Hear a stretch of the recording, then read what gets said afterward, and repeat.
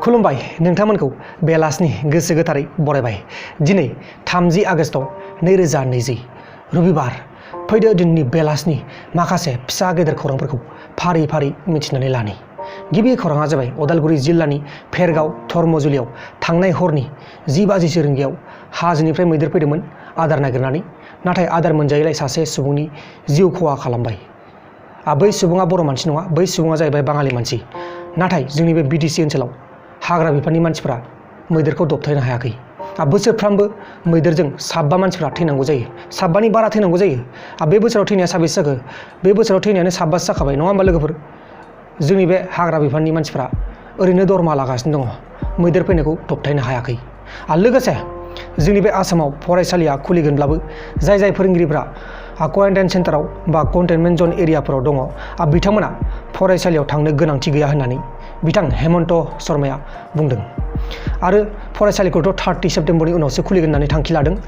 नाथाय मा जायो नायनोसै, 30 सेप्तेम्बरनि उनावबो खुलियाबो जानो हागौ। गुबुन फारसेथिं जम्मु एन्ड काश्मीरनि श्रीनगर होननाय दरसे जायगायाव पुलिसजों आरो टेररिस्टफोरजों गावलायनाय जानायाव 3 टेररिस्टफोरा थैनांगौ जाबाय आरो सासे पुलिसनिबो जिउ खहा जाबाय। जोबोद दुखुनांथाव जाथाय बेबायदिनो जागासिनो दङ काश्मीराव। दानिया फैदो गुबुन खौराङाव। गुबुन खौराङा जाबाय दिल्ली पुलिसा दिनै 2 खालिस्तानी टेररिस्टफोरखौ एरेस्ट खालामनो हादों। खालिस्तानी फिरफिलाखौ बिसोरो पान्जाबनि मगा होननाय दरसे जायगानि डिपुटि कमिशनार अफिस खाथियाव बा खाथिनि बिल्डिंआव बिरहोगासिनो दंमोन। थिग बे समावनो पुलिसफोरा मिथिनानै बिसोर 2 टेररिस्टफोरखौ एरेस्ट खालामनो हाबाय। नैबे माखासे सावगारिखौ नायबानो जाबाय, बेहायनो दं टेररिस्टफोरा। लोगोसे जोंनि बे हादोराव दिनै सानसेयावनो 78,760 जन सुबुंफोरनियाव कर'ना पजिटिभ मोननाय जादों।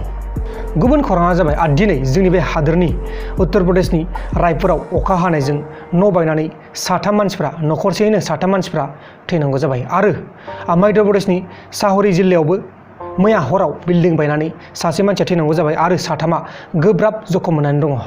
जोबोद दुखुनांथाव जाथाय जोंनि बे हादोराव अखा हानायजों लेन्डस्लाइड जानायजों बिल्डिं आरो न' बायगासिनो दङ। अब्ला दानिया फैलायदो गुबुन खौराङाव। गुबुन खौराङा जाबाय शिब सेनानि लिडार सन्जय रावतआ कंग्रेस हान्जानि राहुल गान्धीखौ कंग्रेस हान्जायाव शिफ्ट खालामनो होआखै। जुदि बे राहुल गान्धीया कंग्रेस हान्जानि शिफ्ट जानांगौब्ला कंग्रेस हान्जाया थेर बेथेर जालांनोबो हागौ होननानै शिब सेनानि लिडार बिथां सन्जय रावतआ खुला-खुलि बुंनानै होदों। लोगोसे जोंनि बे आसामनि बिजेपिनि 3 MLA फोरनाव आरोबाव कर'ना पजिटिभ मोननाय जादों।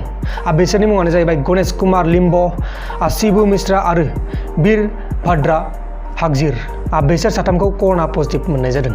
गुबुन खौराङा जाबाय रिया चक्रवर्तीखौ 3थि खेबनि इनभेस्टिगेसन खालामनो थाखाय CBIआ दिनै अफिसाव लेंहरदोंमोन।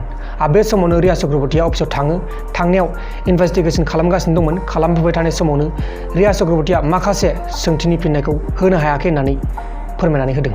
जानो हागौ दायनिगिरिया बेनो, नाथाय गावखौनो नङा होननानै बुंना लागासिनो दङ। नाथाय जोंनि बे हादोरनि गासैबो रायजो राजा बिथांमोनानो बा 80% भारतनि मानसिफ्रानो बे सुशांत सिंह राजपुतखौ रियाखौ बुथारदों होननानै सन्देह खालामदों। नाथाय मा जायो नायनोसै, CBIआ इनभेस्टिगेसन खालामगासिनो दङ।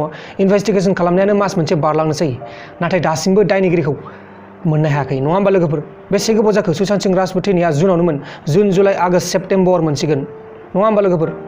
बेबायदिबा बोरै जागोन? जोंनि बे हादोराव गासिबो खामानियानो लेजि जायो, माने लासै लासै जायो आरोना। दा जियानो जादोला लोगोफोर, दिनैनि बेलासिनि रादाबफोरा बेखिनिल'मोन। जुदि नोंथांमोना आंनि बे भिडिअखौ मोजां मोनदों अब्ला भिडिअखौ लाइक खालाम, लोगोसे चेनेलाव गोदानबा चेनेलखौबो साबस्क्राइब खालाम। बेबायदिनो सानफ्रामबो नोंथांमोना आङो फुंबिलिनि रादाब आरो बेलासिनि रादाब आरो माब्लाबा सानजौफुनि रादाब आरो जोबथारनायाव आं बेखौनो बुंनो सानो, नोंथांमोना बे कमेन्ट बक्सनि माखासे बान्थाखौ माब्ला होगोन होननानै सोंहरगासिनो दंमोन। आं बेनि बान्थाखौ होगासिनो दङ। बे 3 बा 4नि गेजेरावनो होगासिनो दङ। बेहाय ओरैबायदि कमेन्ट फैदों, गासिबो मोजां कमेन्ट, सोर सासेनो होनो सोर सासेनो मानो जागासिनो दङ। आरो कमेन्टखौ नायगासिनो दङ, गासिखौबो नायखांजोबाखै। बेहाय गासै कमेन्टआ जाहैबाय 1500 कमेन्ट जाहैबाय। बे 1500 कमेन्टखौ आङो नायगासिनो दं, नायजोबनो हायाखै। जेब्ला नायजोबनो हायो अब्ला आङो रिजाल्टखौ लाबोना फैगोन। नोंथांमोना सिन्था खालामनाङा, नोंथांमोना साननैसो नेथ'। दा बाय बाय।